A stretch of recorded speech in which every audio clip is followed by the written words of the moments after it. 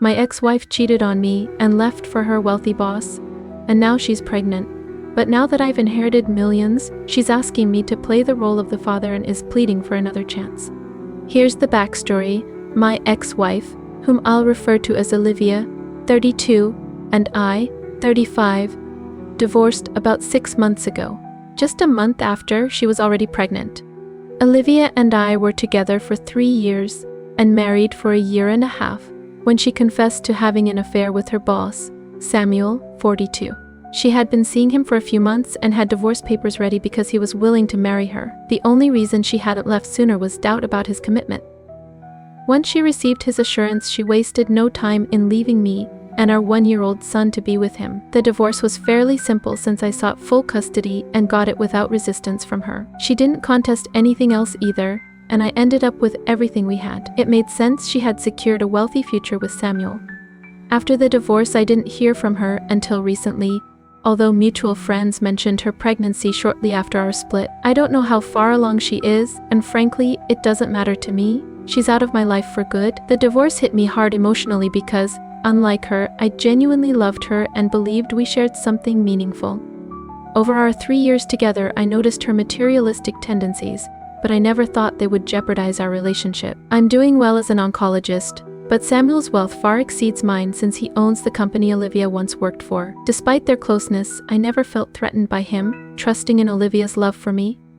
I was clearly mistaken. If she truly cared, she wouldn't have abandoned me so easily or our child. It's baffling to me how someone could give birth and then choose to desert their child. After the divorce, she never checked on our son, which only fueled my resentment. She deserves that. When she left, she tried to convince me it was because I didn't have time for her, unlike Samuel. I wasn't fooled. I knew the real reason was his wealth. When I confronted her with that, she lashed out at me as if I were wrong for knowing the truth. Recently, she contacted me again, and guess what? It was about money. I've just been named the sole heir to my uncle's fortune. For context, my uncle was a successful businessman in real estate, owning one of the largest firms in our state. Never married and without kids, we shared a close bond. I knew he held me in high regard, but I was still taken aback by being the sole heir to all he had. Everything is still under review, but I can confidently say that I'm looking at an estate valued at over $2 million. And I haven't even started calculating the worth of his other assets. He left the business to me, but honestly, I have no interest in running it. Fortunately, he provided clear instructions in case I didn't want to take on that responsibility, so I appointed his CFO as the new CEO to ensure the company continues to operate smoothly. Even though I'm not managing the company, I will still benefit from its profits, which means I could retire right now if I wanted to. However, I plan to keep working because I genuinely enjoy what I do, and with the wealth I have, I can contribute to society in more impactful ways. But enough about my aspirations, let's dive into Olivia's less than honorable intentions. Last week, during dinner with friends, I mentioned my inheritance, and while everyone seemed surprised, most were genuinely happy for me. Yet one friend wasn't as pleased, and somehow Olivia found out. The next day, she showed up at my door, pregnant and demanding to talk. Although I was tempted to turn her away, a gut feeling urged me to let her, and since she hadn't contacted me in nearly 6 months post-divorce, hinting that her visit was significant. At the time, I had no clue she was aware of my inheritance. She tried to initiate small talk, but I wasn't in the mood, so I kept my responses short. Then she congratulated me on my good fortune, which was her first mistake. I was surprised she learned about it, suspecting one of my friends might have spilled the beans. When she inquired about our son, I felt a wave of anger. For the past 6 months, she acted as if he didn't exist, and now she suddenly cared. I snapped at her, thankful my son was with my parents, sparing him from witnessing our exchange. I don't regret my reaction. She fully deserved it. When she brought up our child, I cut to the chase and told her to stop dodging the point. It was obvious she had an agenda rather than just wanting to chat. Sensing my impatience, she pivoted and revealed she wanted to discuss the new addition to our family. Confusion washed over me.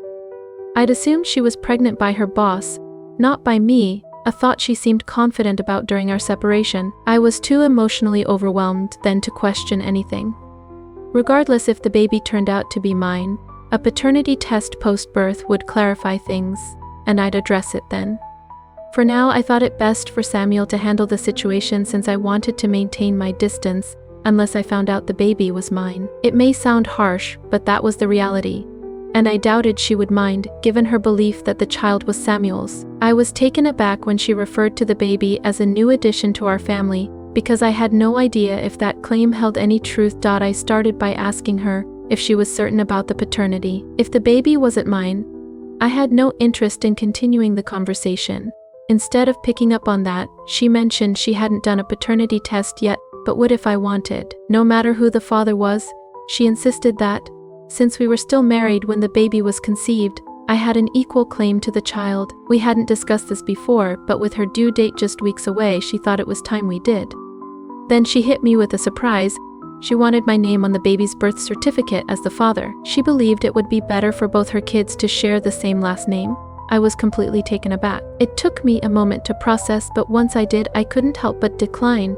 I found it absurd and ended up laughing, realizing the implications of what she was trying to do. She had slipped up earlier, mentioning my inheritance, which clarified her motives. Clearly, she was trying to secure the baby's future and her own by making me liable for the child, maybe even for child support. Now that I was suddenly wealthy, she had changed her tune, and I found that laughable, so I told her outright how ridiculous her plan was and asked her to leave my house. I didn't want to talk to her anymore. But she stayed and tried to reason with me, saying she was willing to go for a paternity test. She insisted that it was important for her children to have some kind of relationship, and having the same last name would help them bond. She feigned concern about the kids, asking me to put my name on the birth certificate so our son could have a sibling and feel connected once born. It was ironic, considering she hadn't been there for our son in the past 6 months after our divorce, and hadn't even reached out, despite having visitation rights. I told her that our son hardly had a mother anymore and questioned her sudden interest in ensuring a bond with his sibling. Even if I agreed that some relationship should exist, adding my name as the father on the birth certificate didn't make sense if I wasn't the biological dad. I made it clear if the paternity test showed I was the father, I might consider the idea, but if not, I was simply not interested. After hearing this, she attempted to argue further, trying to convince me that her only concern was the relationship between her future baby and our son. I saw right through her intentions. I knew she was after my inheritance, and I wouldn't be fooled. She was clearly upset about being called a gold digger, and her reaction was to start shouting at me again. I told her to leave, warning her that I'd call the cops if she didn't. Eventually she walked out, and I could see the regret on her face. But honestly, this was just karma for how she treated me.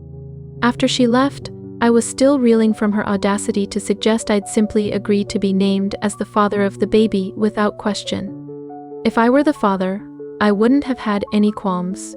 But her reasoning that all our kids should share the same last name and she wanted to put my name on the birth certificate regardless just rubbed me the wrong way. If she'd come to me wanting a paternity test first, I might have respected her more. Instead, this felt like a desperate ploy to stake a claim on my inheritance. I was furious, and I knew I couldn't just let this slide. I hadn't retaliated at all up to that point. After our confrontation, my anger drove me to contact Samuel. I shot him an email detailing what had just unfolded. At that moment, I didn't care if he was aware of her plans. I simply wanted to stir the pot in some way, and this was the only idea I had. I didn't know if it would work, but fortune smiled on me. Samuel had no clue what Olivia was plotting behind his back. I didn't hear back from him right away, but the fallout from my email to a massive argument between him and Olivia. Honestly, I didn't blame him. Anyone in his shoes would react the same way. Instead of taking responsibility, Olivia has been busy pointing fingers at me. She's been posting incessantly about how I'm envious of her lifestyle and upset over her leaving me, insisting I'm trying to sabotage her relationship with Samuel by spreading lies. She claims her visit was solely to see her son, alleging that I've kept him away from her, which couldn't be further from the truth. That day she and I had a heated argument because I refused to bring him back from his grandparents' house. She wants me to confess that, but I won't. It's a blatant lie.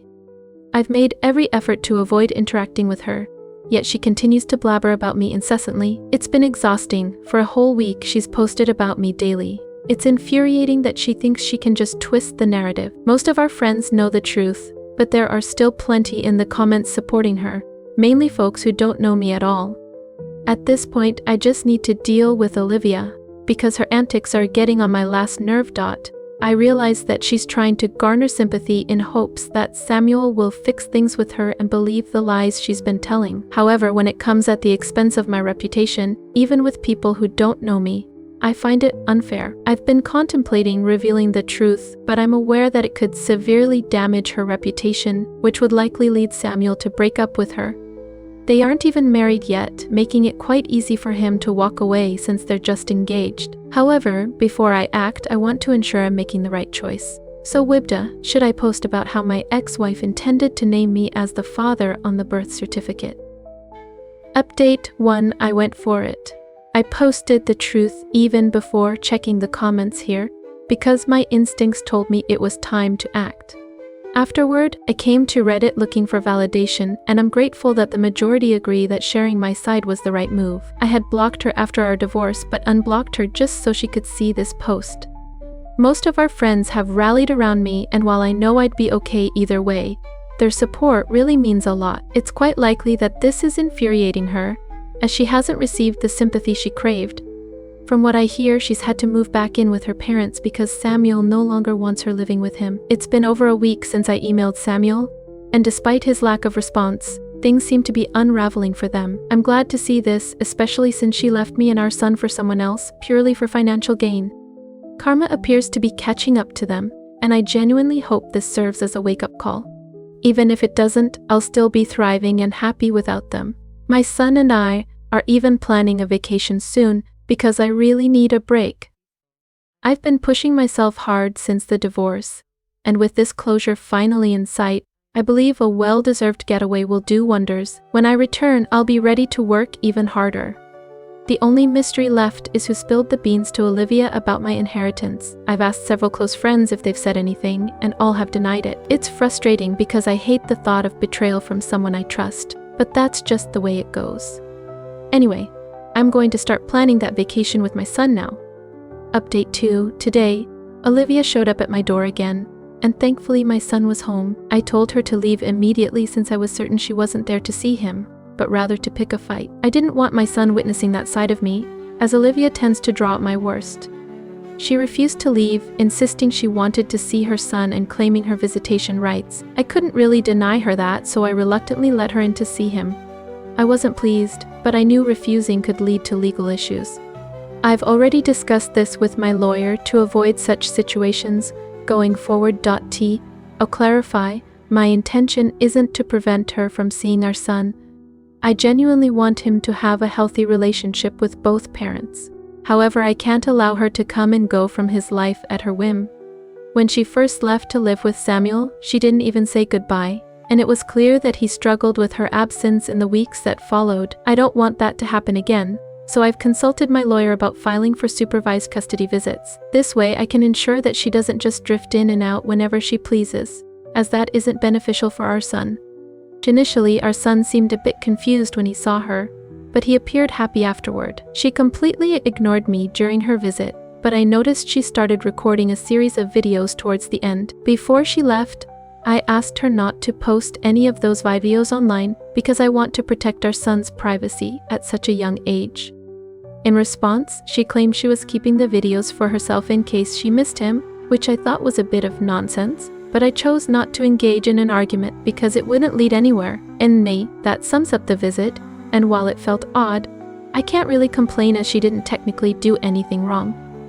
As an update, I had instructed my lawyer to seek supervised visitation rights for Olivia after her unexpected visit a couple of days ago. However, based on last night's events, I'm reconsidering whether that's still necessary. Following her last visit, I noticed she hadn't made any negative posts about me and had been fairly quiet online.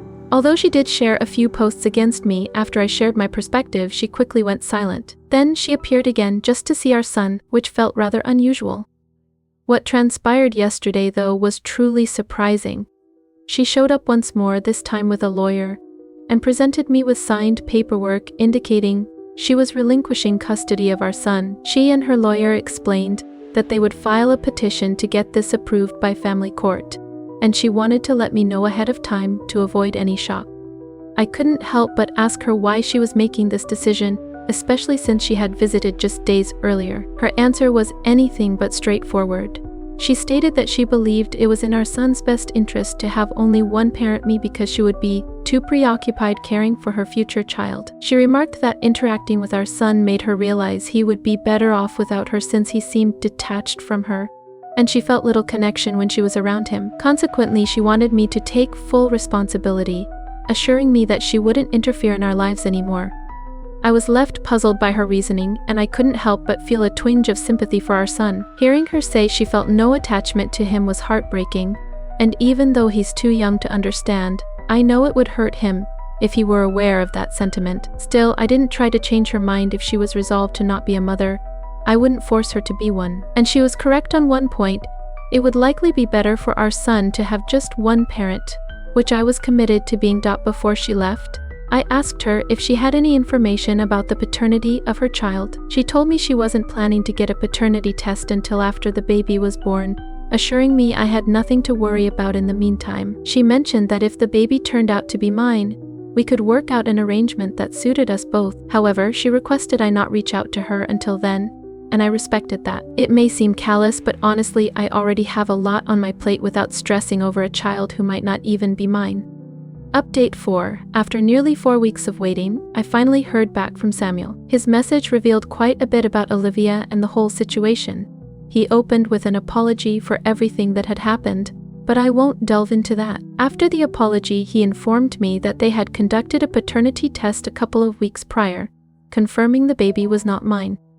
The child is his, and it turns out that she was aware of this when she came to me. That's why he was so upset and ended their engagement, because it was clear she didn't truly belong to anyone in the genuine sense. She tried to convince him she only visited me to discuss seeing our son more often, claiming I wasn't allowing her access. However, he wasn't convinced and chose to believe my account instead, given that he had been encouraging her to come see our son for the past 6 months. But she consistently avoided it. It seemed highly unlikely she'd suddenly changed her mind.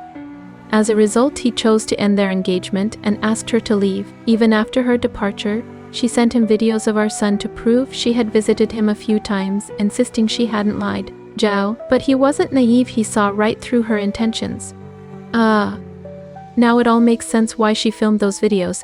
It was merely a tactic to validate her claims. I can't fathom anything more distasteful than using our son to try to win Samuel back. When she realized that tactic wasn't going to work, she opted to relinquish custody. Samuel mentioned they planned to co-parent their child, but Olivia is currently demanding an extravagant amount of child support, which isn't surprising since she quit her job after their engagement. That's an issue for them to deal with, and I'm moving on from her. Before long, I expect to have full sole custody of our son, and the process of claiming what my uncle left me is nearing completion, meaning I should be quite well off soon. Just 6 months ago, I couldn't have imagined a life like this, but now I feel genuinely happy about how everything has unfolded. Did you hear? Sarah's been wearing those fancy fitness trackers, but rumor has it she only wears them to look sporty. She doesn't even know how to read the steps.